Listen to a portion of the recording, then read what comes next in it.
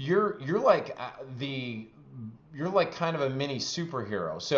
Um, so let's dive in, man, because this was awesome.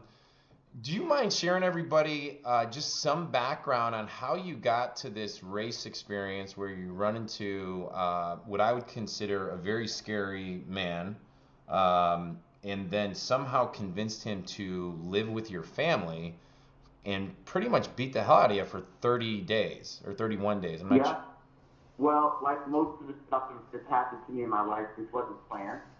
I went out to San Diego with 5 friends to run a relay race, 24-hour relay race, to see, basically the premise was all the teams were to run as many miles as they could in 24 hours, and whoever had the most miles wins. We went literally just to have a good time. We're like, we'll go out to San Diego, we'll run this race, we'll hang out for a couple of days, we'll have a great time. And when we pulled up the morning of the race and we're getting our tent organized and we had all this, we brought all this stuff and a massage table, crazy stuff. There's a guy sitting next to us who didn't have a relay team, who was running the entire thing alone, who had no support, no crew, no tent, no massage tables. He only had a fold-up chair, a bottle of water, and a bag of crackers.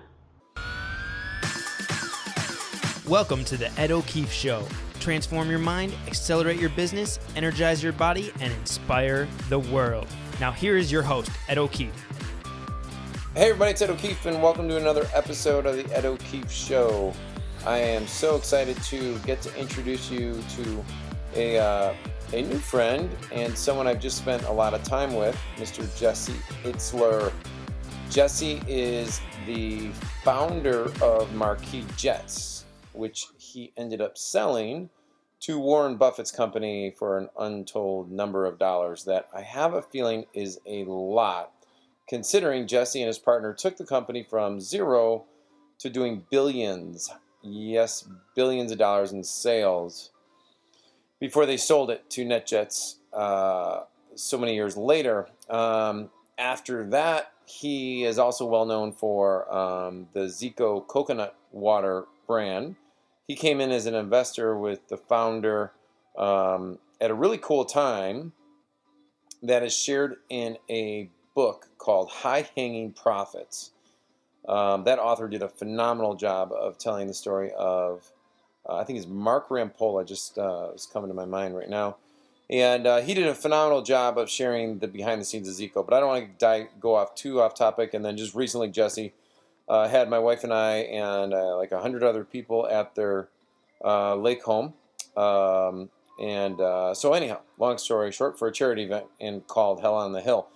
So today, the reason I'm so excited is because Jesse will be speaking at my time collapsing mega conference in Nashville in October 11th, 12th, and 13th of 2016 in Nashville. And so if you want to meet him after this podcast, that's the place where we'll be hosting a phenomenal event for entrepreneurs, infopreneurs, internet marketers, and anyone who's seeking to become an entrepreneur. So on this interview, Jesse has just come out with his book, Living with the SEAL, where he hired Navy SEAL David Goggins to live with him and his wife, Sarah Blakely, the founder of Spanx company that is an amazing company. Her story's phenomenal as well. And him and I just go at it. You'll love it. He's a great guy. He's totally cool, down to earth. And I actually was so inspired by them that I highlighted them in my brand new book called Time Collapsing, The New Art of Speed, Money, and Power, which you can pick up for absolutely free. Yep, free at timecollapsing.com. Just pay shipping and handling, and you will get it shipped out to you, and I know you'll love it. But anyhow, without further ado, let's get right to it. Mr. Jesse Itzler. Did I pronounce your last name correctly? You pronounce it like 50% do, but it's Itzler. Awesome. Well, I'm stoked for this interview for a couple of reasons. One, I'm not sure if you're aware, I just finished up a 51-hour mini Hell Week experience out in Encinitas, California, with a bunch of SEALs, and I think that's why Skelly recommended we connect, because your book, man, had me rolling on the floor laughing literally every single chapter. And I get funny yeah, when you don't have to do it, right? what's that? It's funny when you don't have to, when you're not the guy doing it. Oh, I mean, right from the get-go, your pull-up story was comical. Like, I'm thinking in my head, I'm like, yep, there you go, there you go. Number two, I just want to say, as a family guy, I have 7 children. I see you just had your 4th. Is that correct? I did, yeah. 4th is under 6. Isn't that awesome, or what? It is. It's a lot of work, obviously.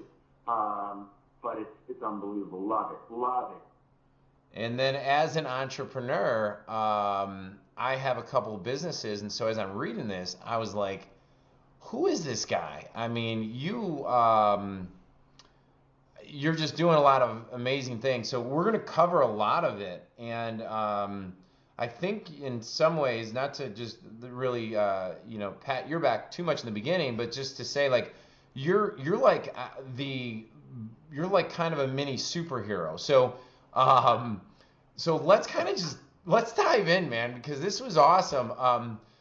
Do you mind sharing everybody just some background on how you got to this race experience where you run into what I would consider a very scary man, and then somehow convinced him to live with your family and pretty much beat the hell out of you for 30 days or 31 days? I'm not sure.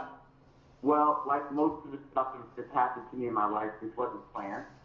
I went out to San Diego with 5 friends to run a relay race, 24-hour relay race, to see, basically the premise was all the teams were to run as many miles as they could in 24 hours, and whoever had the most miles wins. We went literally just to have a good time. We're like, we'll go out to San Diego, we'll run this race, we'll hang out for a couple of days, we'll have a great time. And when we pulled up the morning of the race and we're getting our tent organized and we had all this, we brought all this stuff and a massage table, crazy stuff. There's a guy sitting next to us who didn't have a relay team, who was running the entire thing alone, who had no support, no crew, no tent, no massage tables. He only had a fold-up chair, a bottle of water, and a bag of crackers. And he was about 270 plus pounds or something. African American, and just stood out because of his size. He was the only African American in the race, and he just looked like, angry, determined. I can't even explain what I saw in this guy's eyes. And at about mile 70 of the race for us, he had, because of his weight, he had broken all the small bones in both of his feet. And he had kidney failure. He was literally peeing blood. Jeez. And I watched this guy on pure will finish the last 30 miles. His goal was 100 of this race. And I've never seen anyone push through pain, look more focused and determined in my life. So after the race, I Googled him. And I learned, he was a Navy SEAL. He had an amazing backstory. And I literally decided that, I wanted to meet him. I cold called him, flew out to see him, and in about 10 minutes into our meeting, I realized that if a little bit of whatever this guy had, and I didn't know at the time what it was, rubbed off on me, that all the different buckets in my life would be so much better. And I just asked him if he'd be willing to come live with me and my family for a month. And he said, yes. I called my wife, and I said, we're going to have a guest in a couple of days. 3 days later, he was at our breakfast table. That's comical. So let's just step back a second, because I feel like I know Seal just from your book, and then I watched obviously all the YouTube videos, and I also see a pattern in your life that you have no problem just picking up the phone, calling anybody, and edging your way in, which I find pretty remarkable, to be honest with you. And some of the stories that we'll talk, I have specific questions on some of that, but how did you, I Googled him, and I didn't find his cell phone. So knowing how private he is and how suspect he is, How did you kind of get past that shell slightly to convince him? Like, can you give us a little more? Yeah, I mean, that again, that's a theme in my life. It's kind of the art of getting in the door. He was running for a foundation, so I called the foundation, and I explained that I wanted to help the foundation. I had some ideas for his name is David Goggins, for David that I thought would be, great for David, some opportunities for David, as well as for the foundation. And I wanted to get about a minute of his time on the phone, and he gave me his number. Oh, cool. And I called him, and, he's not super chatty. In fact, he really didn't say anything, and that's why I was like, you know what? I'm going to fly out, if you're cool, I'd love to sit with you for 10 minutes. I'll fly out tomorrow. He said, if you're willing to fly out tomorrow, I'll meet you for 10 minutes. And I literally flew from New York to San Diego and got 10 minutes of his time. Yeah, so and actually with the lesson there too is you knew like, okay, I'm not going to get anywhere on the phone with this guy, and he's a SEAL, so level of commitment, being high on your end, meaning you're actually going to get on a flight, fly out there and do that. Right. And honestly, like, coming off of this race, I had never seen in my life anyone run 100 miles nonstop. And this particular race was several years ago, and at that time, ultra marathons, I mean, they were in the top of the first inning. There were a handful of races a year, and maybe a couple hundred people were running, 100-plus mile runs. So it was very unusual. The races were unsupported in parking lots. I mean, it was like going to an underground fight. Yeah.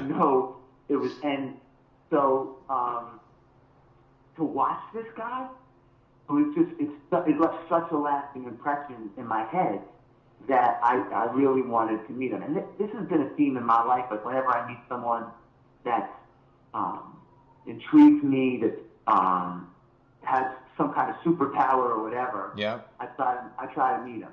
And this guy, from the minute I left the race, was someone that I wanted to meet. Wow, that's awesome. And so, what was Sarah's initial? I mean, is she used to you just doing crazy things like this? Was she like, go for it, or was? I mean, well, I think she knows that I have a history of doing stuff like this. So, but my wife is an entrepreneur, and she's lived her life completely putting herself out there and out of the box and trying things that probably are against the grain. Yeah. So when I told her, look, at the time I was in a great place in my life, but I was also in a routine, and I was doing the same thing every day. I was, like so many of us, I was getting up, going for a run, going to work, coming home, family, dinner, go to sleep, repeat. And that was my life. And it's great, but I just wasn't getting better. My runs, I'm a runner. I was running the same pace, the same route.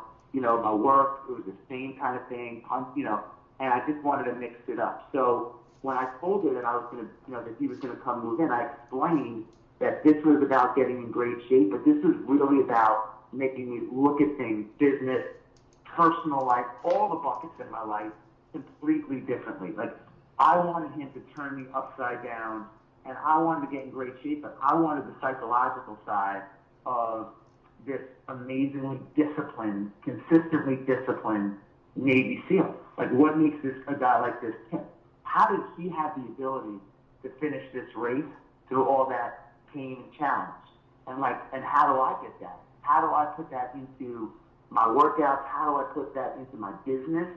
How do I put that into my relationship and my kids that require a lot of patience and a lot, you have so many different kids, so many different personalities, so the schedules are different. Like, how can I weave what this guy had into my DNA? So, so it would translate to all these different areas of my life. And that's when I explained that to her, she was like, get him here tomorrow. Well, that's awesome. That's really awesome. Yeah. So when he came to move in, was he as big of a hard ass as it feels and sounds like in the book? I mean, I actually toned it down in the book because I don't think people would believe it. This is a guy that broke the Guinness Book of World Records for the most pull-ups. he did 4,030 in 17 hours. Oh my God. And he failed the first 2 attempts that he did. One of them was on national TV. So his life has always been about picking himself back up, not being scared, taking an amazingly challenging task and trying to accomplish it.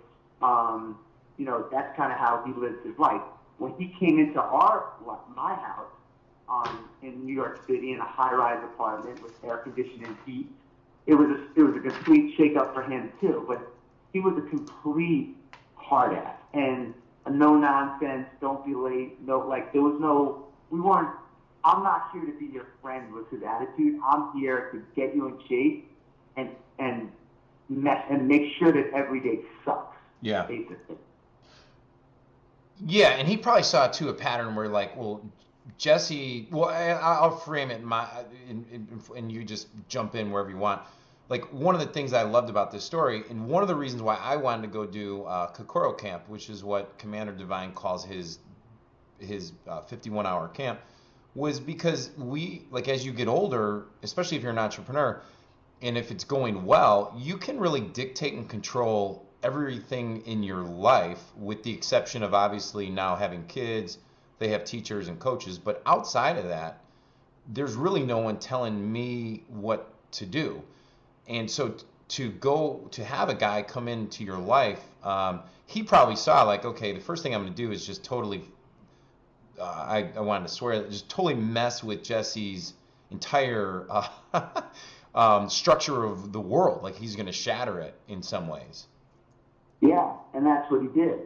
And, you know, for me, at this point in my life, I sold a couple of businesses, and I was happily married, still am, was starting a family, had children, but I could not get motivated past my point of motivation. In other words, like, my bar was set, and I couldn't raise the bar. Like, I was just too used to my routine. I couldn't, as driven as I've been in the past, and I've run multiple marathons, I've ran a 100-mile race since and done all this stuff. I could not raise my bar. I just couldn't do it. It was like, I don't know, I was tired, burnt out, comfortable, whatever it was. And I think a lot of people have that, right? It's like, I don't want to get off the couch. I couldn't find the motivation that I had in the past. So I knew I had it in me, but I really needed him to bring it out. And, you know, that required for me, and it doesn't have to be everyone, you know, bringing a Navy SEAL. I know that's unrealistic. But for me, it was about changing my routine.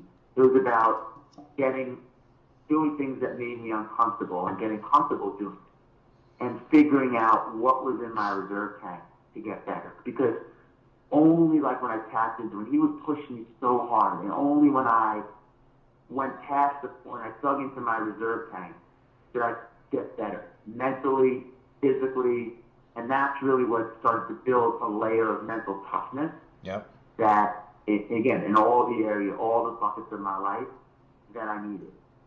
So let's go into. I only got there from him being tough on me and saying, you know, no, this is what we're doing today. Like, you know, we're not running now. We're running when the blizzard comes in 2 hours. We're not doing this. We're going to increase, you know, all. And as usual, you read the book, but it just got wackier and wackier.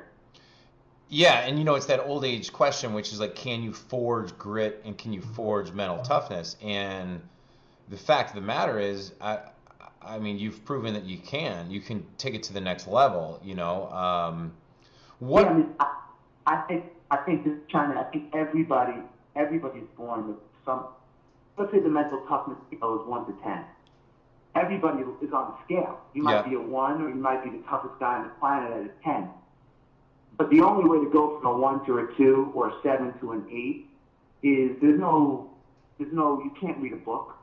You can't go and buy some kind of, you know, the perfect push-up. You can't do any of that stuff. You have to do stuff that make you uncomfortable and keep doing it and keep doing it and inch your way up to the next level by doing things that you don't want to do. It's the only way to do it. There's no formula. There's no, like, you know, you can listen to podcasts. You can do this. You have to go out there because you can read a book and get inspired, and you can read a book and be motivated. But you know what? When you open up your front door today and it's 15 degrees outside, Yep. that motivation is going to go away pretty quick. So you got to go out there and do it. And once you do it, well, now your mental toughness meter's just gone up a little bit. And then you do it again tomorrow, it's gone up a little bit more. And as you do it and as you raise the bar, that bar can never go back down. Like once you change your set point, it never goes back down. So that's what we were doing. And after, he lived with me for 31 days. After 14 days, it became infectious. I was like, let's go. You know, like, God, I'm seeing results. I'm seeing my mind is changing. I'm accomplishing more. I'm becoming more efficient at work. Like, all these things started to, like, improve. And so I don't want it to end. Totally.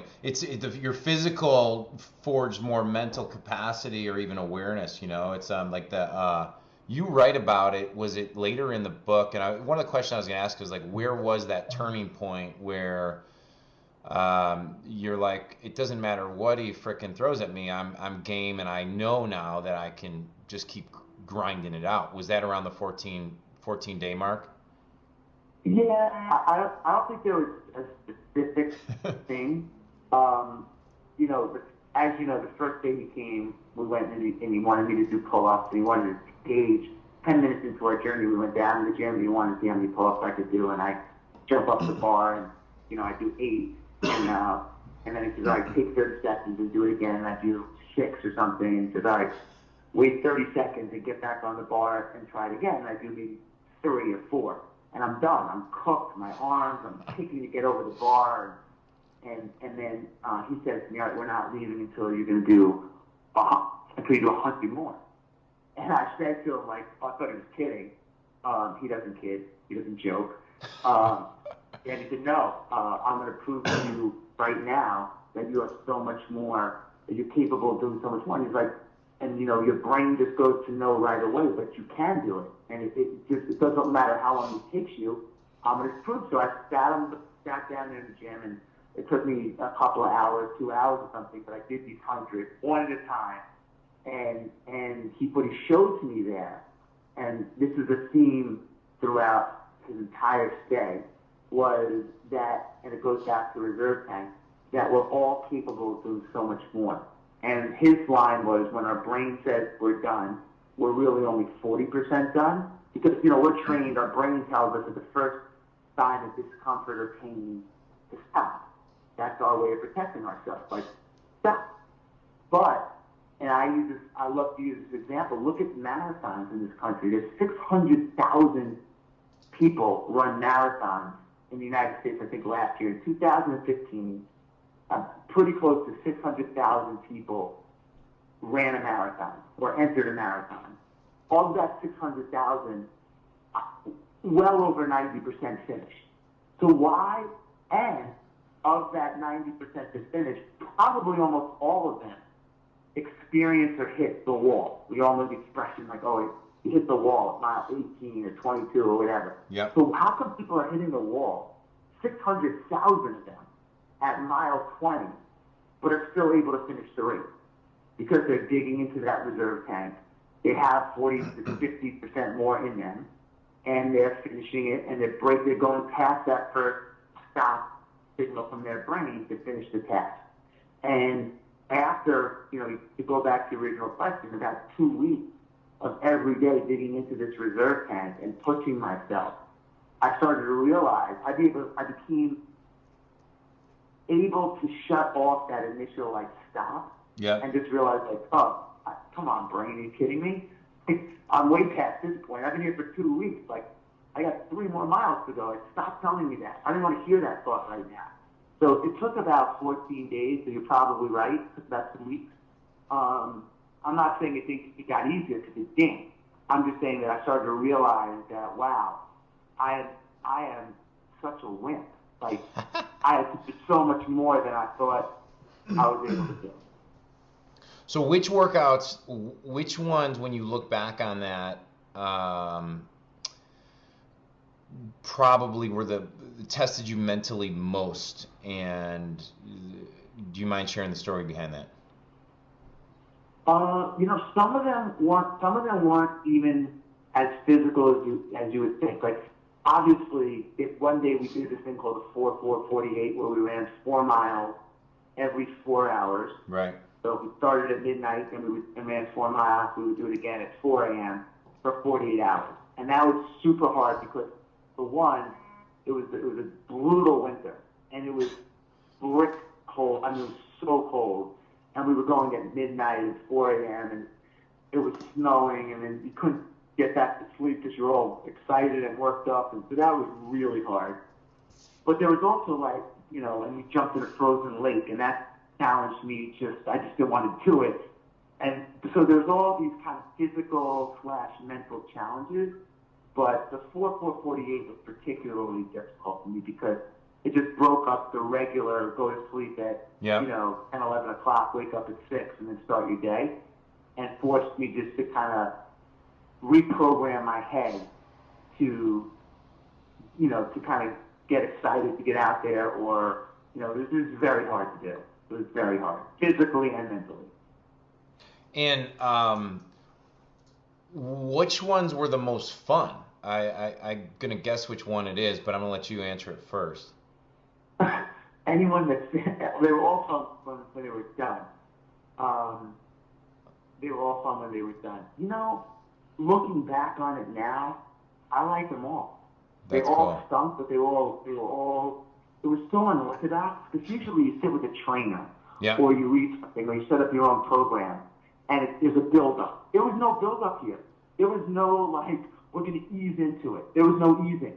It was like, I'm here, we're going, we're starting today, and keep up, And that was really difficult because we just dove right into it. There was no take a day off and rest. Your shoulders hurt? I'm sorry. We'll take 2 days. No, it was your shoulders hurt? Great, meet me in an hour. We're going to go do shoulder exercises. So, but I don't know if I had a favorite. What were you I thought you were going to say, I could just picture, you guys were 14-year-old boys at I think it was at your lake, smashing the ice, and when you said something like Sarah was on a conference call, you knew when it would be, so that's when you guys made your move. What I loved about that was, first of all, it was towards the end of his trip, of his day. So I had already gone through, I knew I was going to complete this. I'd already, there's only a couple of days left. I always loved this whole polar plunge thing that people do on New Year's when they jump into the frozen Hudson or whatever here in New York. But what I loved about that was I lived on a lake in Connecticut. The lake was frozen. Kids were playing hockey. And he goes out, he grabs this boulder and starts slamming it in the middle of the ice to break a hole. Everybody stops. This guy, when he looks like the pictures you see now, he's 60 pounds lighter now. He looks at that point he was 60 pounds heavier and heavier with muscle. And he's on the ice and he's yelling like he's in an old movie from the glass, and he's breaking the ice. The ice breaks. He celebrates like he just won the Super Bowl. He's going nuts. And then he jumps in. And then he's tells me to jump in. And I'm like, I'm not. He's like, and then, he's like, no, you're jumping in. And I jump in the ice. It is super shy, insanely cold, obviously. But then when I try to get out, he immediately stops me because my first thing is to put my hands on the ice. But you can't because if your cold, wet hands go on the ice, they'll stick to the ice. So I have to, I'm in there with my shoes on my hands, crawling on my clothing that I've taken off to land, and then we run up to the house. So, it was just unbelievable. But you know what? All these different things built mental toughness. Yeah. And they built, they took me from, I don't know what I was. I was probably maybe a 6, I don't know. And my 6 went up to a 7 or an 8. And now, when I didn't want to go running today because it's freezing here today, and it was dark, and I did the 2 o'clock feeding with my daughter. I did the 6 o'clock feeding, and I went to sleep at 1 o'clock. The last thing I wanted to do when I got up after I fed my daughter was go for a run. But I've notched my way up. Nice. And I looked at it differently. Yep. Love it. So deal making, I was like, the story about when you had a meeting with, it was Kevin Garnett? Do I have that right? Yeah. And then, do you mind sharing how him and Seal bonded, and then what the end result of that meeting was? Yeah, I mean, I got involved with a company called Zico Coconut Water early on. It was basically created a three-way partnership with my company, which is called the 100 Mile Group, Zico, which was maybe $4 or $5 million in sales at the time, which is nothing, very small in the beverage world, and Coca-Cola. And we're maybe a year into the relationship. We're starting to get some real traction with the brand. We're in all the Whole Foods. We're growing fast. The category's going, and we want to bring some endorsers on, some partners, some investors. Garnett is the guy that's been the face of Gatorade for years. He is a big health and wellness guy, takes great care of his body, and I've heard that he likes coconut water. So we set up a meeting to go out. His contract with Gatorade is coming to an end, and he would be a perfect fit at this stage for our brand. It's kind of like someone's kind of left Gatorade or, graduated up to the new natural Gatorade kind of thing, and coconut water. This would be a really good fit, I think. But I don't know Garnett. So at the time, my deal with Steele was he shadows me everywhere I go. So I'm like, we have to go to Boston today. We're going to meet Garnett. So we get on a plane and go, and, when we walk into the meeting, I think Garnett's a little taken back because, well, who is this guy? First of all, who am I? Second of all, like, who is this guy with me that looks like a gladiator? And so I said before the meeting started, right before I got into my little pitch, I said, I'm Kevin, I'm going to introduce me to David Goggins. He's a Navy SEAL. He's living with me for a month to train me. Immediately his eyebrows goes up, like he is, like all of us. There's such a fascination with SEALs and an appreciation. He just starts going at him with questions. How do you train? What do you do? And they start hitting it off, and then they're going back and forth. And literally 2 hours go by. I haven't said a word. They're having a training conversation. Their SEAL stories. Goggins is asking him about basketball. He's asking Goggins about his long runs and all this stuff. And the meeting ends, and I think, well, what about Zico? Like, we didn't get a chance to talk about what we're here talking about. And Garnett just looked at me and was like, man, whatever you guys do, I'm in. Wow. Yeah. I mean, you're smart. And there was another meeting you had later in the book, and I was trying to. Was it with investors or was it with another? But anyhow, you said you're kind of nervous about the meeting, and all of a sudden something similar happened. Right. So no, I had he was like the magic closer. Yes. Because guys love to meet him, and I think they also looked at me differently. Like, this particular meeting that you're talking about, I went and he had me wear a weight vest when I walked to work, 50-pound weight vest. It was about a 10-minute walk from my house, from my apartment to work, but he would change the route and make it like 45 minutes. And I put this huge weight vest on, which was like carrying 3 of my kids. Yeah. And we walk, and then I had a meeting. So I walk into the meeting. I'm wearing this vest. I look like I'm going to blow up the building, and he looks like he's going to blow up the building. And these 4 guys are dressed in fancy suits. And a friend of mine set up this meeting because he thought that my company would be a good fit for this particular group of guys. And anyway, same kind of thing. I said, guys, I'm sorry, I didn't mean to throw this at you last second, but I have a friend of mine who's staying with me. He's training me. He's a Navy SEAL, and same exact thing. I mean, these guys start firing away. And they said, hey, Jess, at the end of the meeting, look, any idea that you have? We'd love to get out. I didn't know what they did. I didn't know what these guys do for a living. They're like, anything you guys want to do, we're in. Just let us know. We want the first look. So it became it became, I said, you know what? I got to fill my calendar with more meetings. Totally. Oh, that's I was like laughing hysterically, and I'm sitting there. You know what? I walked away. I'm like, all right, who who do I need to have a relationship with, and then what pro athletes do they want to meet that I actually have sort of relationships with? It's kind of like, you know, you hire these guys to endorse your products, but you should have like the surprise component actually seems to be pretty darn effective as well. So that was awesome. It worked the other way too, because all of my wife's friends would come over. Like all of a sudden, people wanted to borrow milk. People were coming. They were creating excuses to come to our house. Women, to look at this guy. You know, he's just such a physically impressive guy. Yeah. That, you know, on the other side of it was we started having all this house company that we never had before. That's where you became famous. You had friends. Like, it's funny.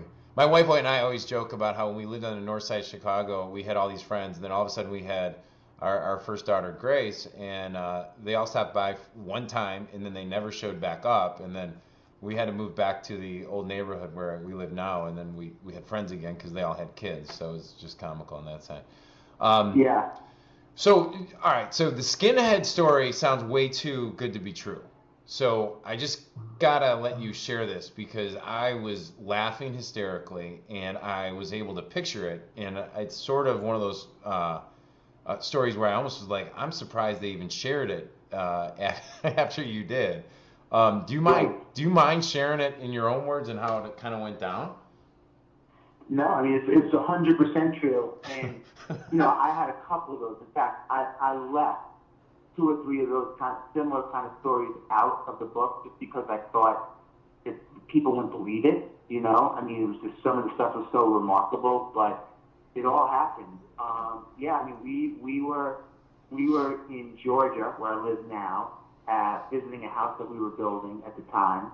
No, what am I talking about? We were here. We were in our house, and two guys came over the our hedges, and they're in like white kind of you know, like tank tops, like they call them white beaters or whatever, those kind of like real tights that are tattooed up, and they stink of marijuana. They have a clipboard in their hand, and we have a little gate at our front, so they had to kind of climb over, not a big climb, it's just kind of a step over some hedges, and they're walking across my front lawn towards the house. And my babysitter came back. She's from Brazil, and she's like, Mr. Jesse has a problem, 2 guys, whatever. And they were going around the neighborhood. They were knocking on doors and asking people to fill out a questionnaire about college. Like if they could get a certain amount of signatures, none of it made sense. They were going to send people to college. It was just like BS. Whatever. But what was really good was they were probably going. And they said they just moved in the neighborhood and trying to meet the neighbors. What they were probably doing was going to either see what house had alarms on them, who was home, who knows. But they were not doing anything that they said they were doing. So I come out, and I'm like, can I help you guys? And they're like, hey, man, yeah, we're trying to meet, you know, all the homeowners, we're new neighbors. Do you live here? And I said, no, I don't live here. I'm just a guest. And they said, oh, well, we need to meet the actual homeowners, like who's inside. And I'm like, you want to meet the guy that lives here? They're like, yeah, we want to meet the homeowners, man. Blah, blah, blah. So that's right here. So I go inside, and I see Goggins is in the kitchen. I'm like, man, we got a problem right out front. We have a problem right now. And I never forget the way he was drinking a smoothie. I'll never forget the way he approached it. Kind of looked out the window, saw these 2 guys. Now, here's a guy that grew up in Brazil, Indiana. He was probably one of 3 African-American families in a town of 10,000, 20 minutes from where the Ku Klux Klan was basically originated or headquartered or whatever. He had an incredibly hard childhood. And I think it all came out in this 15-minute episode. Oh my God. He saw these guys. He finished his smoothie. It's not like he put his smoothie down and ran outside to get him. He calmly finishes his smoothie. He places it almost in slow motion onto the counter and looks at me and says, it's showtime. And he walks out of the door. These guys had already gravitated away from the house because it took about a minute to, and they started walking down, and he comes back 10 minutes later, and he goes, you know, you don't have to worry about these guys coming back to the house anymore. And he showed me on his phone. He had taken a picture like kind of like when Darth Vader lifts the guy up in Star Wars, like by the neck, like the guy's like choking. He has his hand wrapped around this guy. He's like, "Is this the guy?" I'm like, "And is this the other guy?" Like, "Yeah, they're not going to come back." And he explained to them that this is his house. This is not how he said. He said a lot of MS along the way. So this is my house, and he explained to them he doesn't like people trespassing on his property, and that was that. Wow. I can tell you, Ed, if this guy grabbed you by the neck with a level 10 anger, and put his nose 1 inch from your nose, and explained to them that they had violated his personal property, and you would never go anywhere near the lawn. Wow. You think about like his operating model, and too, like David, like his operating, like you shared a little bit about his background there in what he went through as a child, but even then through his training and what he probably has experienced, his operating model of the world when he says it's game time, just I would not want to be anywhere near the receiving end of that. It's really. What was funny was I had a friend who it's not like who is a Lloyd Irvin, super high level martial artist, black dude, one of the baddest guys I've ever met. And when I visited him in DC, I was out there just training with him, and he drives me to his house, and he's explaining to me how he takes different routes home every time, and how sometimes he'll wear a bulletproof vest, and how all this like me being a white kid from the south side of Chicago, even though whatever, we're from Chicago, but like being in a really nice neighborhood my whole life, I'm like, what the F is he even talking about? Craziest thing ever was 30 days later, he had a home invasion. And No way. Yeah, I'll send you the video. I had one of our seminars, and I let everybody go grab a drink, and then we came back, and Lloyd was in the front of the stage. I was just asking him questions about how does he create world champions. Well, I don't know if the tequila got in him or whatever, but he like went in depth of like every single step that happened in his house and how he disarmed the guys, blah, blah, blah, blah. But it was like when you were explaining how David went up to your lake house with your driver. Yeah. I was laughing hysterically because I was like, oh my God, this sounds exactly how Lloyd was with me. Like he embarrassed me when you asked me like 3 questions about my own privacy or personal security that we had changed. So how have you guys taken steps, why don't you share just real briefly, because I just want to be cognizant of time, about what happened when he went up to, I don't know which home it was, but when he called and said there's a major problem here. Well, he was very protective of us in a great way. We built a lot of trust and loyalty. He went up to visit to Connecticut, and there were 2 situations. Once when he was staying up there with a friend of mine overnight, and the alarm got triggered. My friend went down to the kitchen to get some like a snack in the middle of the night or a drink. Triggered the motion detector. The alarm goes off, and my friend, knowing that David is in the house, and knowing that David's going to hear the alarm, David's going to think that there's a burglar in the house, freaks out. Starts yelling, like, David! Like, just, he's going nuts, so he knows that it's him. But David went up there once to kind of just make suggestions of what he would do if it was his house from a security perspective. And to your point, he thinks about things that you and I and most people would never think about. When he looks at the house, he immediately can identify where someone would come in through, where the vulnerabilities are, what the escape route would be, and he makes all kinds of suggestions. And it was just, it was unbelievable. Now, since then, we have made some changes, and not to the level of what he suggested, because he wanted us to bulletproof all the glass, and I don't think on Serene Lake in Connecticut, where there's 100 homes, we need to bulletproof our glass. But we did make some changes, and he was very aware. He, just like your friend, he would come into the house, he would clear the house. He would leave the doors open. And this isn't in the book, but he would leave the doors open in most of the rooms, so he could see in the closets and everything, and he could go through our house in a matter of seconds and make sure that, that it was quote unquote clear. Wow, that's pretty intense. Yeah, very cool. But one of the things I got from you just mentioned too, is it seemed like there became a really deep. So like for example, I have like 3 friends, all super high level, a couple spec op guys, and Lloyd, extraordinarily high level martial artist. And as much as they're scary in one way, you feel safest in the other way. You simultaneously feel extraordinarily safe because of their presence. No doubt about it. Yeah. So during your launch party, switching gears slightly, they asked the question to Seal, when asked, what did Seal learn from Jesse? He states, kind of sheepishly, he's like, well, I'm 40 years old now, and I no longer have to work based on Jesse's advice. Is it too, can I ask what advice you gave him?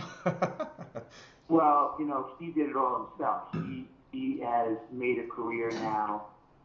He's now retired from the military. He was in I think he did 20 years or something. I'm not exactly sure.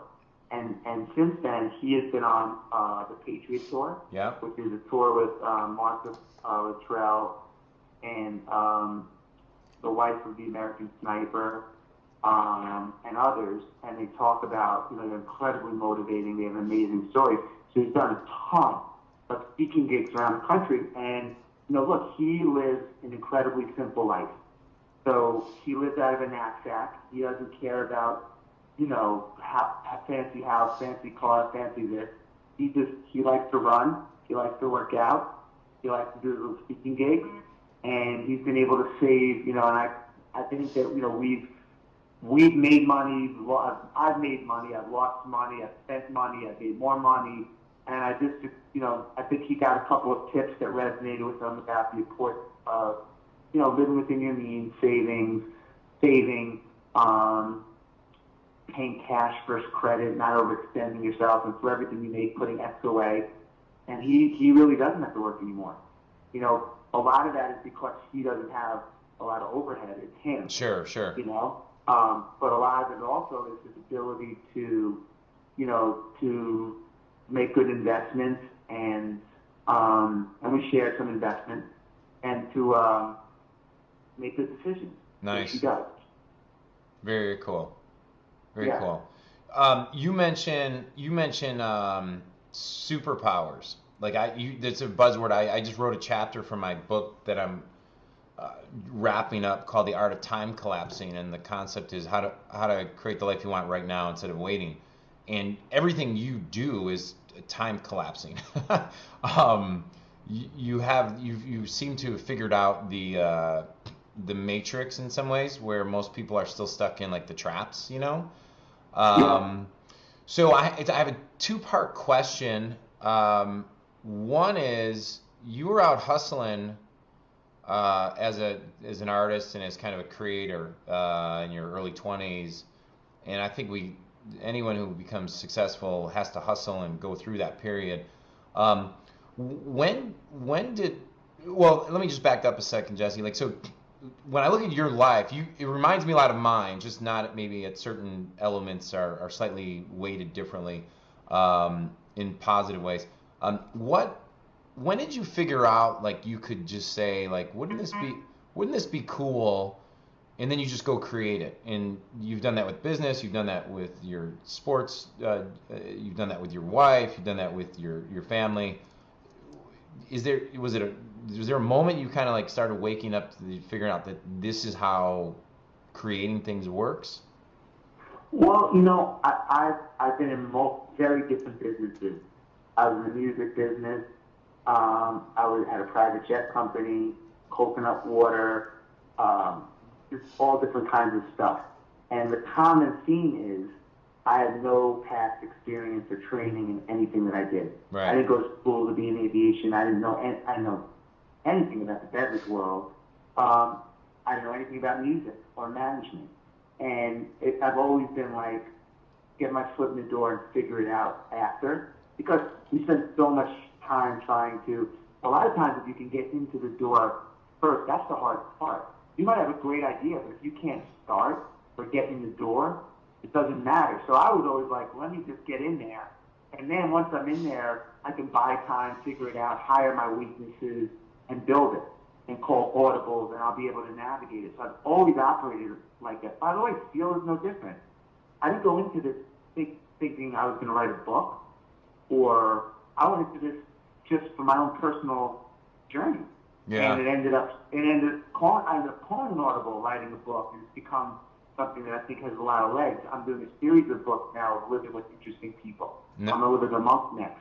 Nice. I'm going to do 5 or 6 books along the lines of living with really interesting people, because it's one thing to read about inspiration. It's a completely different thing to live with it. So I want to surround myself with as much of these kind of interesting individuals with amazing backstories to learn and get better. So all these things in my life, there's never been one point where I was 18 years old and I said, wow, I got to, operate like this. It's always been like, here's a lane. I'm not going to write a business plan. I'm not going to overthink it. I don't have time. I didn't give myself time to be scared.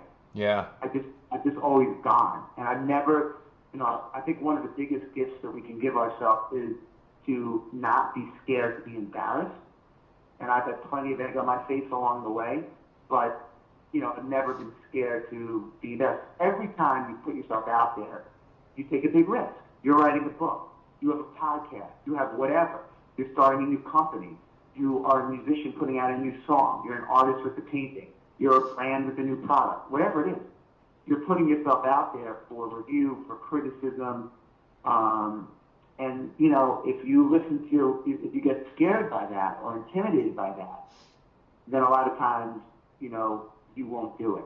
And the flip side of that is if you ask a lot of people for their opinion before you do something. Yeah.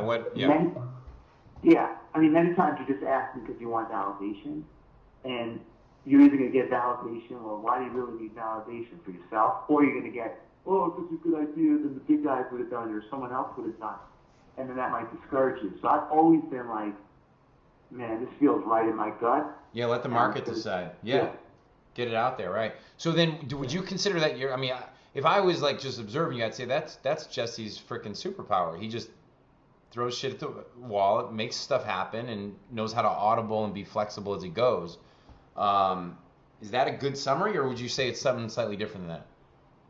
I would say it's a good summary, but I would also say that I've done a really good job of communicating and staying in touch with people and building really authentic relationships.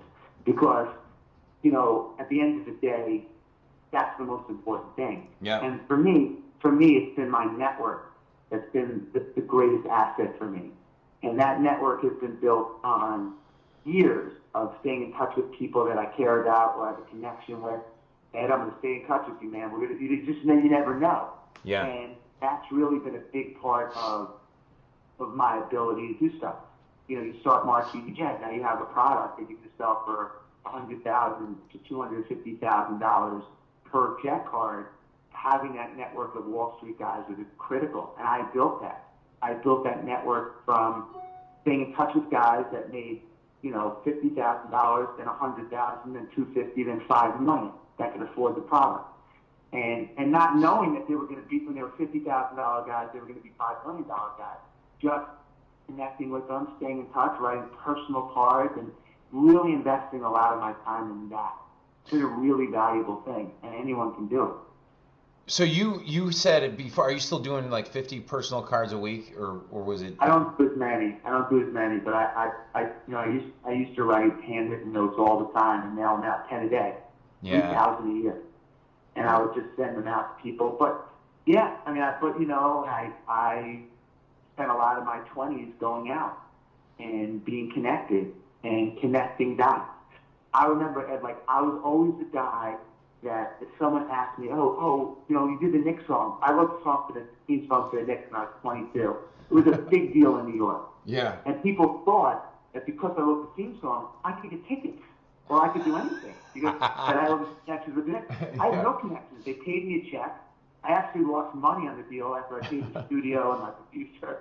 But everybody thought, and whenever they would call, I would get a ticket. Even if I had to pay for it, I would always be the guy that would never say no. So I became the guy that like people thought was, and I was, but also I helped that perception become reality because I would never let anyone down. Yeah. I would buy the tickets myself before I'd say, no, I can't get them. Yeah, like you created, you manufactured it, even if it wasn't, you made it reality, right? So that's awesome. I manufactured it until it ultimately became reality. Yeah. So I had a side question on that, which was, I almost forgot to ask you, it was that the song, Go New York, Go New York, Go, was that inspired, since I'm a Chicago guy, I have to ask this question, was that inspired because Jordan retired that year and it came out and you guys finally had a chance? No. So it came out actually before, a year before he was. When did Jordan retire? In 93, and then he came back, I think a year and a half later on the strike came out. So I think it came out maybe the year of or the year before. No, it was inspired by the fact, it was inspired by being a fan and just being aware of the fact that the NBA experience was changing. So as a fan, I would go to the game and I would sit in Madison Square Garden for 3 hours. But get there early. There's halftime. There's timeout. But the game is only 48 minutes of actual play. Right. So, oh God, man, they're trying everything to keep me entertained. Now they have dancers. Now they have videos. So I was like, well, why don't we just give them a beat song and give them something that people can kind of rally around outside of the arena too? And I went to the brass with the song Go New York Go. I said, look, the fans will get into this. It'll be something that they can play on radio. We'll get the celebrities in the video.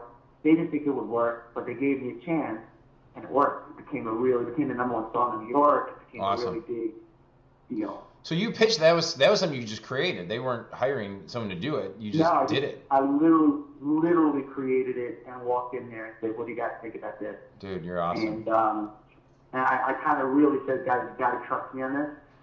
I'm 22 years old. I'm in the mix. I'm a sports fan. I'm a music fan. You guys are, with all due respect, 45 and 50-year-old executives. I didn't say it like this, but the reality was they had to have a layer of trust in someone that was a little bit more connected to the youth at the time. This is 20-something years ago. And they did. Same way that now, I'm not, it's so funny. I had a meeting this morning with the music manager, and he was talking about all the different social media things going on, all the different artists. I felt so out of touch, and as I look back on it, that must have been the way that the executives were when I walked in as a 22-year-old. Right. And knew what was going on. And you got to trust. You have to trust that as a guy making the decision. That you age out of certain things, and when you age out of something, you have to trust bringing that new generation and trust it. Right. Totally. You kind of did that with Marquee Jets too. Like you kind of you perceived something that they weren't seeing. Absolutely. Yeah. So man, that's dude. I could ask you questions all day, but I don't respect our time. I have like two rapid fire questions. That a guy who works in my office, big sports marketing fan, asked me to ask you. And what influence, if any, has NBA owner entrepreneur Mark Cuban had on you? Say it again. I'm sorry. What influence, if any, has NBA owner and entrepreneur Mark Cuban had on you? I mean, I have a lot of respect for Mark for what he's done. I don't know him personally, so I just know him from what I see and hear. I met him a couple of times, but just as a quick, pound and move on kind of thing. Yeah. He's done a great job in building a lot of excitement around that team. He's won his championship. He's attracted players. So I have a lot of respect for him in that regard. But I haven't met him. I don't know enough about him personally to really comment on it yet. So then how do you become the owner? How does one become the part owner of the NBA's Atlanta Hawks? Well, I'm a huge basketball fan. I'm a season ticket holder. I live in Atlanta. And when the team, and I'm friendly with a lot of the players. So when the team was up for sale, I knew that was something that I wanted to get involved with. My wife, her business was birthed here. She's been here for 15 years, and we just felt like we wanted to support the city. And if there was an opportunity for us to be involved, we wanted to explore it. And it ended up working out. And it ended up being a thing where I feel like, we're new to this. We're, 6 months in. But I think that we'll really be able to help on the community side and bring some excitement to some of the things in the arena with the team. I love it. I love the organization. Love this living here. And, it's in 2016 is something I want to spend a lot more time on. Fantastic. And couple last quick bullet points. Hell on the Hill is something you created. And are you planning 2016 Hell on the Hill fundraiser? Yeah, so, every year for the last 6 or 7 years, I've done some kind of 100-mile race or event to raise money for charity. One year I ran 100 miles myself. The next year I did a 100-mile bike ride with 100 people to the Hamptons. Then I did it from the city. Then I did 100-mile spin-a-thon, all this stuff. But recently I changed it to 100 hill runs. I live on a big 70-yard, 30-plus grade hill, super steep and super slippery. And we run 100 of them, which is about 8.5 miles. And while 8.5 miles for a lot of people is a long distance, for other people it's not a long distance, this particular terrain makes it really, really hard. It's really hard. And we've done it the last 2 years. I did it in my backyard. And it's great. Something now it's kind of grown so much that I'm thinking about, I own the trademark Hell on the Hill. I'm thinking about maybe turning into a little bit of a race series, because not at my house, but just taking it a little wider. Yep. Because the demand, people from all over have been flying in. I could honestly have probably 1,000 people if I opened it up this year. I don't have that kind of house, but that's why I think maybe to take it out a little bit and do something wider. But it's a lot of fun. And you can see some of the video highlights of it at Hell on the Hill on Instagram. It's pretty cool. Yeah, it's pretty awesome. It makes me want to go do it. Totally, bro.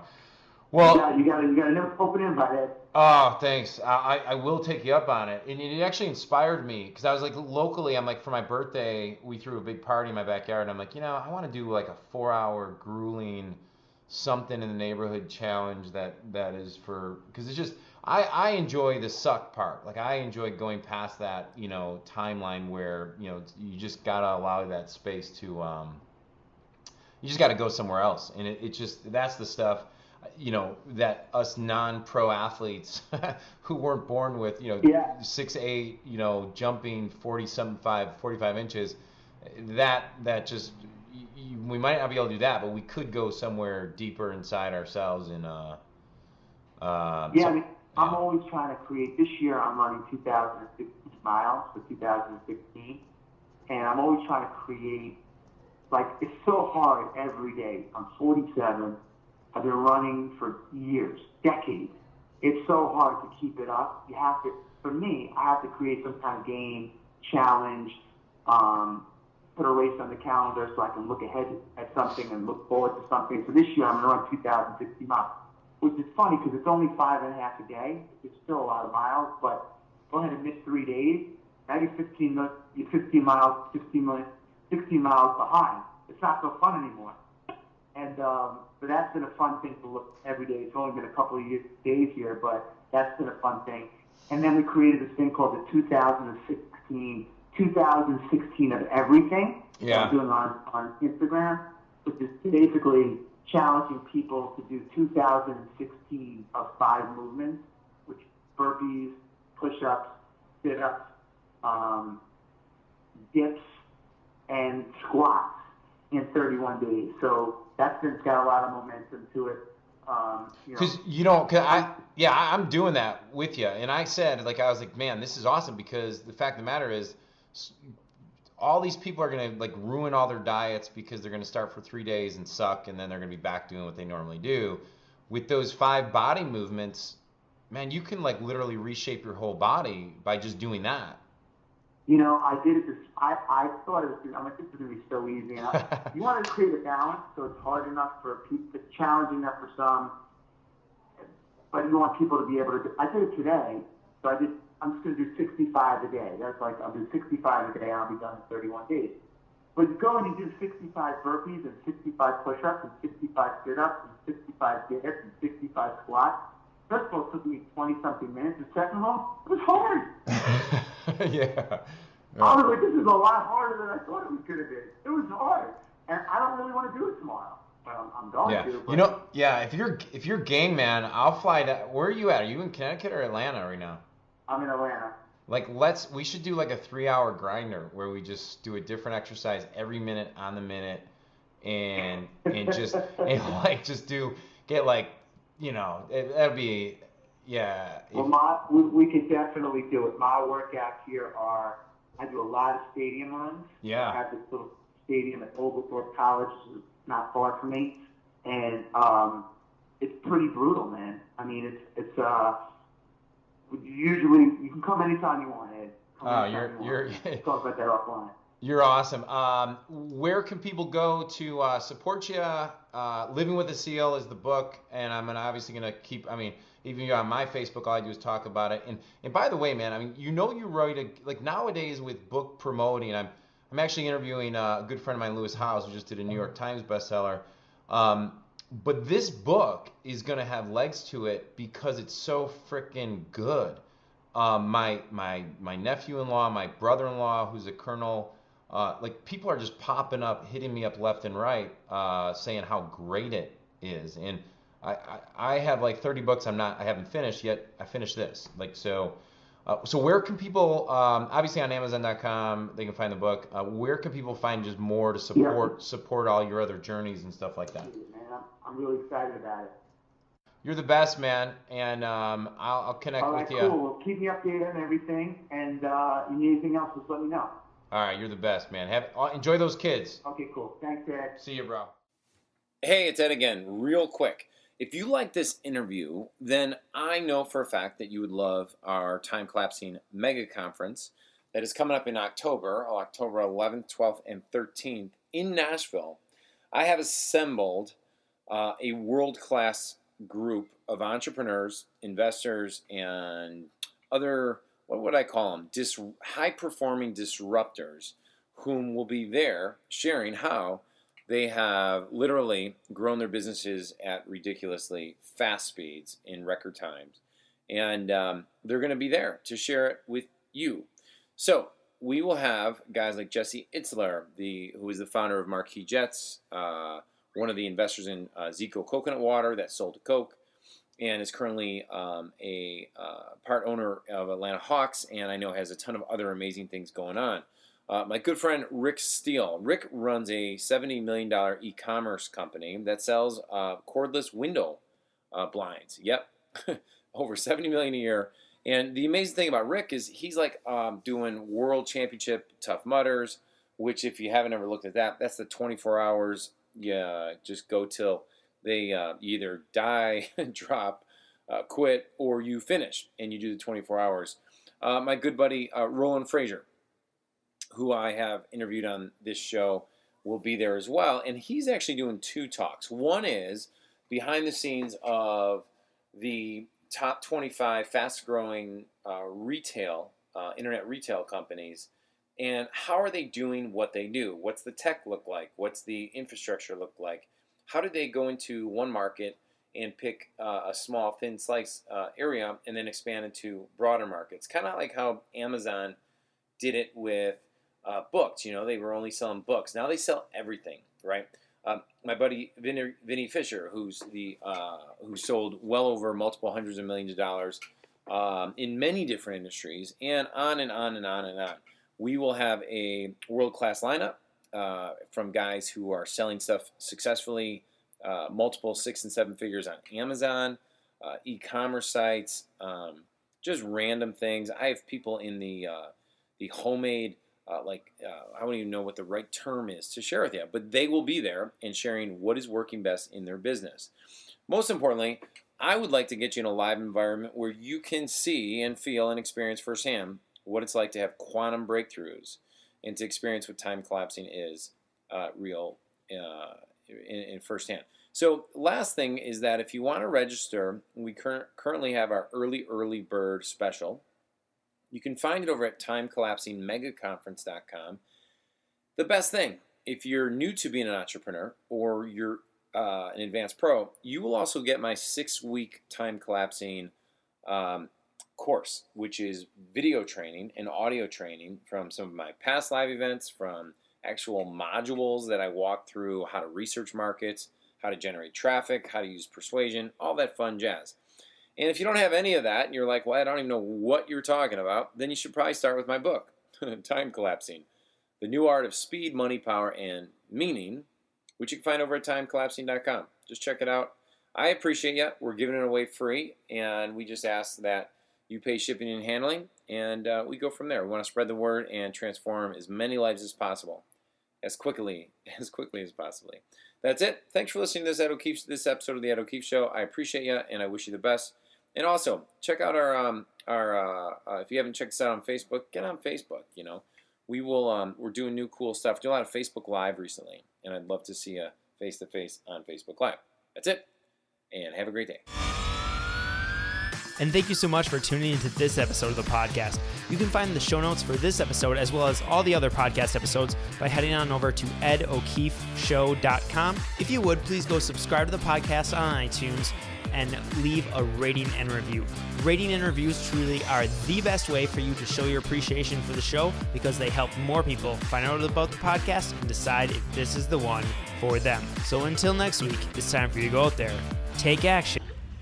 Hey everybody, it's Ed O'Keefe, and thanks for watching that video. Hi. We're sitting here at Target. My team needed a quick video to say thank you and invite you to our mega conference, which there should be a link right above me, or to the side of me, or over here, or subscribe. I don't know, whatever else we put up there. If you haven't gotten the free book yet, Time Collapsing. Stop. Okay, stop it. Please do that now. So check it out. You can be busy. You can have a family. You can be asked to do crazy things and be successful on your own terms, like we're doing it here at Time Collapsing Academy, at Time Collapsing, and then how we do it with our supplement businesses and our mentoring programs. So be yourself, be awesome, and I'll see you at hopefully a live event, because that's where all the beauty and magic happens. That's it. Peace.